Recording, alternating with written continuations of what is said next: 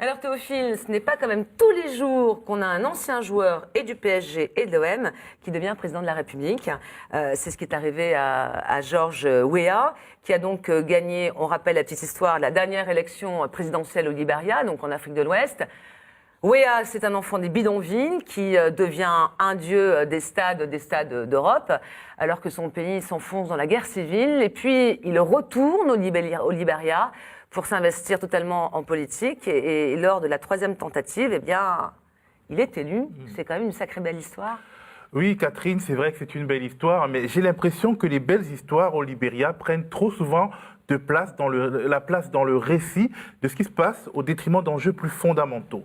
Avant la belle histoire de George Weah, on a eu la belle histoire d'Ellen Johnson Sirleaf, la présidente sortante. Elle était la première femme élue à la tête d'un pays africain, arrivée au pouvoir à la fin d'une guerre civile atroce. Elle était un symbole de l'espoir. Elle a même obtenu le prix Nobel de la paix, malgré ses liens sulfureux avec des chefs de guerre. Mais hélas, pendant sa présidence, il y a eu beaucoup de corruption et une accélération d'un phénomène très préoccupant, l'accaparement de terres arables, qu'on appelle également le land grabbing.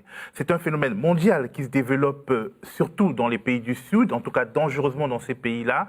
Je vous le décris, une multinationale arrive dans votre pays, elle va voir votre président, elle acquiert des hectares et des hectares de terres, y compris vos terres ancestrales, et elle vous jette dehors, elle vous expulse de chez vous littéralement. Si vous avez de la chance, elle vous dédommage un peu. Si vous protestez, elle fait appel à la police qui vous jette en prison.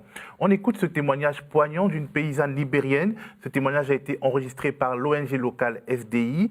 Cette paysanne raconte comment elle a été littéralement, clairement dépouillée de ses terres.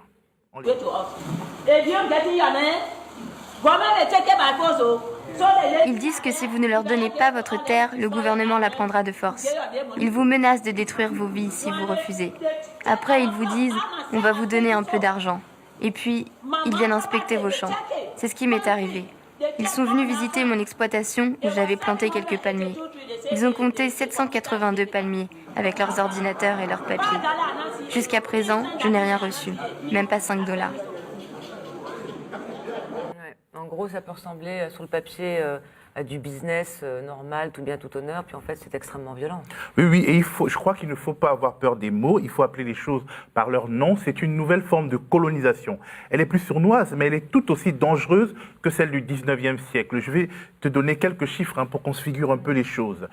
Au Libéria, les concessions de la Socfin, une société luxembourgeoise contrôlée à 38% par le groupe français Bolloré, ont une superficie de plus de 120 000 hectares. 120 000 hectares, c'est 12 fois plus grand que la ville de Paris, dans un pays qui est 5 fois plus petit que la France. Globalement, les concessions de toutes les multinationales, qu'elles soient françaises, malaisiennes, britanniques, singapouriennes, représentent plus de 1 300 000 hectares.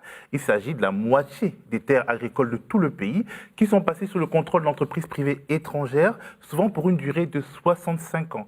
Elles y cultivent de l'EVA pour faire des roues de voiture, de l'huile de palme qui doit être la matière première pour des agrocarburants, des biocarburants, mais également pour l'industrie agroalimentaire. Pendant ce temps, le pays est largement dépendant des importations alimentaires. 80% de sa nourriture est importée. Alors cette nouvelle colonisation a bien entendu ses agents locaux qui jouent leur partition. Je prends un exemple. Un projet de loi sur le foncier qu'on appelait Land Rights Act. Il visait à protéger les peuples autochtones. Il a été présenté au Parlement libérien depuis 2014, mais il n'a jamais été adopté. Les choses traînent de manière un peu mystérieuse. Ali Kaba, figure de la société civile libérienne, nous explique ce petit jeu. Il y a des intérêts privés nationaux, des élites qui ont de l'influence sur le gouvernement, des ministres.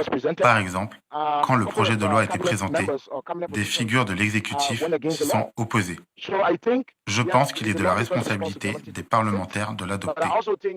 Mais je crois que les blocages ne sont pas uniquement de leur fait. Il y a des acteurs clés, très influents, qui ne veulent pas de cette loi. Il y a de la corruption dans le système. Cela a été prouvé.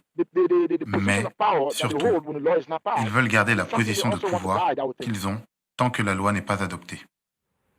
Oui, donc en gros, l'exécutif sortant a passé des contrats complètement dingues avec des grandes puissances commerciales et refile là le bébé au successeur en fait qui est Wea. Enfin, Ouais, Wea. absolument, et la partie ne s'annonce pas facile du tout.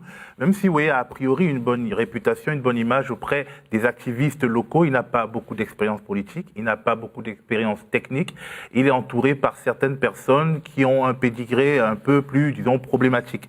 Bon, il faut savoir que quand même parmi ces promesses électorales, il y avait l'adoption de cette fameuse loi sur le foncier, de ce fameux Land Rights Act. Mais, bien entendu, cette adoption bouleverserait, en tout cas secouerait un certain nombre d'intérêts. Et si le président Weah a le courage d'affronter ces nouveaux prédateurs, ce sera le match le plus important de sa vie. Un match que nous regarderons en nous tenant aux côtés des paysans spoliés, bien entendu. Pour une fois, je suivrai effectivement un match. Merci beaucoup, Théophile.